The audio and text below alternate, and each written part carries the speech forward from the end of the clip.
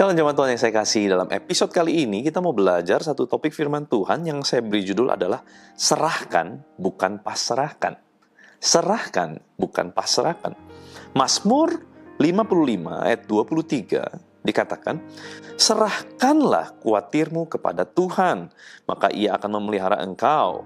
Tidak untuk selama-lamanya dibiarkannya orang benar itu goyah. Saudara, ini dua kata yang mirip, tapi artinya berbeda. Menyerahkan dengan memasrahkan itu adalah dua hal yang sangat berbeda. Menyerahkan artinya kita masih ada kekuatan. Kita masih punya banyak ide, belum kita lakukan. Kita masih punya banyak koneksi yang kita belum telepon. Kita masih punya banyak aset, kita masih punya banyak kekayaan, harta benda yang dapat kita gunakan. Kita masih punya banyak kekuatan untuk kita dapat melakukan satu peperangan misalkan. Nah, saudara, tapi dengan semua yang kita punya itu, kita lebih mau mempercayai apa yang Tuhan mau atas hidup kita. Kita lebih pada akhirnya menentukan untuk Tuhan, biar kehendak-Mu yang jadi di atas kehendak-Ku. Itu artinya menyerahkan. Serahkanlah. Berserah. Tetapi kalau memasrahkan, pasrah, itu artinya semua usaha sudah dia lakukan, jalan buntu sudah di depan, tidak ada lagi jalan, akhirnya semuanya sudah habis, aset tidak ada, semua sudah habis-habisan, segala daya upaya sudah dicoba dengan usaha manusia, dan semuanya tidak membuahkan hasil. Dan akhirnya kita bilang, ya sudahlah, yang terjadi biarlah terjadilah. Itu namanya pasrah.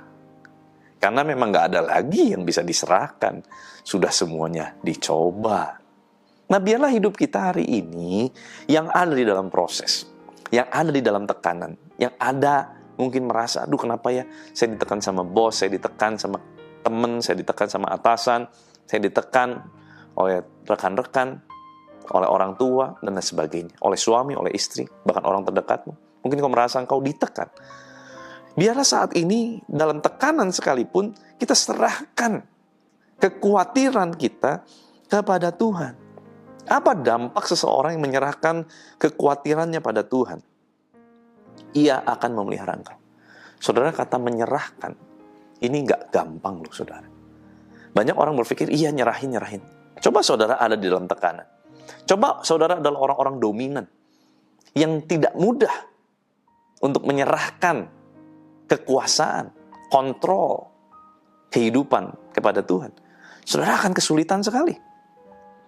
Saya adalah tipe orang yang dominan. Saya sulit sekali. Saya bilang, iya Tuhan, aku berserah. Tetapi kenyataannya saya pegang erat. Kekhawatiran saya, ketakutan saya pegang erat. Di mulut saya bilang, iya Tuhan, angkat, aku serahkan. Tapi aku pegang erat. Saudara ngalamin gak? Gak gampang loh. Bagaimana kita bisa menyerahkan? Gini saudara. Kalau kita mau belajar untuk menyerahkan, kita harus belajar merelakan bahwa kita kehilangan kendali atas hidup kita. Bukan berarti kita jadi orang gila, saudara. Bukan.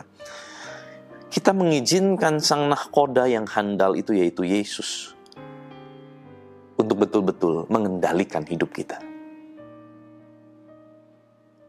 Sehingga akhirnya kita punya satu kerelaan untuk berkata bahwa, ya Tuhan, aku tahu nih kehendak Tuhan ini gak enak nih. Tapi biarlah kehendak Tuhan yang jadi. Yesus waktu berkata, biarlah kehendak-Mu Bapa yang terjadi atasku, bukan kehendak-Ku. Dia sudah tahu bahwa dia akan menghadapi salib. Bukan dia nggak tahu.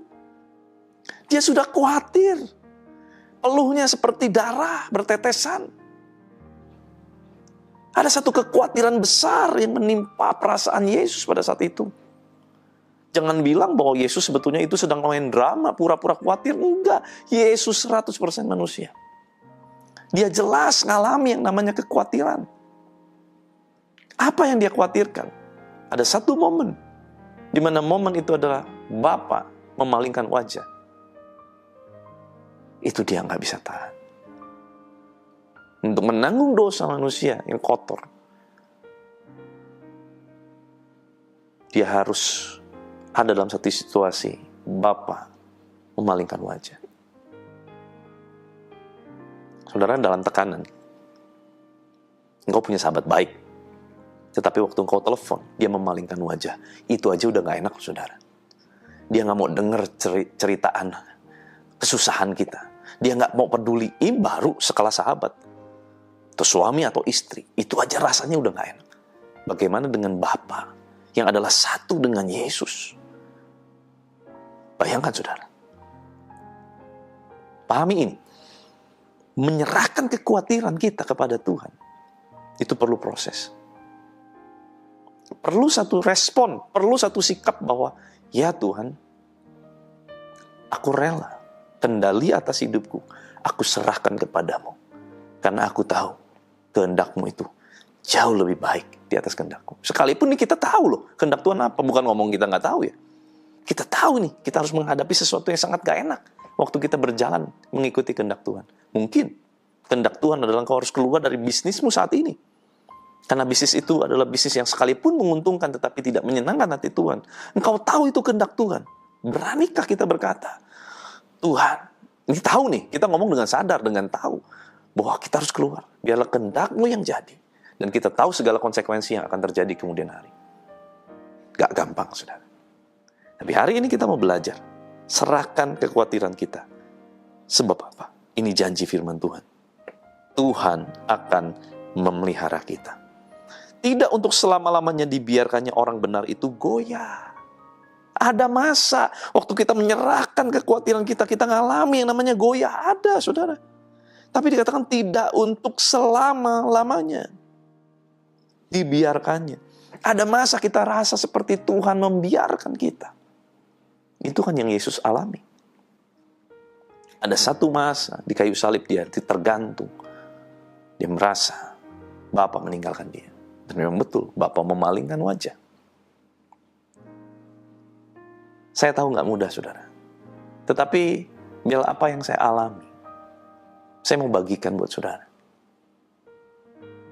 Di satu titik, kita nggak bisa menendang kegalah rangsang. Itu perkataan Rasul Paulus. Apa sih menendang kegalah rangsang? Menendang kegalah rangsang adalah seperti seseorang berusaha menatap matahari dan dia berusaha untuk menang menatap matahari. Tidak ada seorang pun yang berhasil. Melakukan satu upaya yang sudah pasti, endingnya kita yang tidak mungkin berhasil. Izinkan rencana Tuhan terjadi atas hidup kita lebih cepat, lebih baik, sekalipun itu tidak enak. Karena rancangan Tuhan adalah rancangan damai sejahtera. Mendatangkan hari depan penuh pengharapan. Amin. Yuk kita berdoa. Tuhan, terima kasih buat firman-Mu mengajar kami, walaupun ini sesuatu yang keras. Tapi kami mengucap syukur, Tuhan, Kau baik. Kau baik, Tuhan. Kau sangat baik. Hari ini kami mau memutuskan. Kamu berdoa, ada beberapa orang yang sedang dalam pergumulan berat. Dia sedang menentukan satu pilihan yang sulit dalam hidupnya. Tetapi hamba berdoa biar saat ini Tuhan, Kau yang teguhkan hati mereka untuk memutuskan, memilih kehendak Tuhan di atas kehendak pribadi. Sekalipun itu mungkin menurunkan derajat, menurunkan status sosial. Ada sesuatu yang hilang dalam kehidupan hamba-Mu. Ada sesuatu yang hilang dalam kehidupan mereka. Tetapi biarlah kehendak-Mu yang jadi. Sekalipun mungkin itu adalah satu perjuangan yang sulit. Ada resiko-resiko yang besar yang harus dihadapi. Ada satu ketakutan-ketakutan yang harus dihadapi. Tetapi hamba-Mu berdoa biar Kau yang berikan kekuatan. Berikan keteguhan hati, keyakinan. Bahwa setiap kami boleh menyerahkan kekhawatiran kami, kendali atas hidup kami pada-Mu. Sebab Engkaulah Allah yang memelihara hidup kami. Terima kasih Bapa, berkati seluruh umat-Mu sepanjang hari ini. Berkati apapun yang mereka kerjakan, Kau jadikan berhasil. Tutup bungkus, lindungi oleh darah-Mu yang kudus. Dimanapun mereka berada adalah dalam perlindungan Tuhan. Terima kasih Bapa, biar kuasa kehidupan, kuasa kebangkitan Kristus mengalir memerintah atas kami di dalam nama Tuhan Yesus Kristus. Haleluya, sama-sama kita katakan amin. Tuhan Yesus memberkati.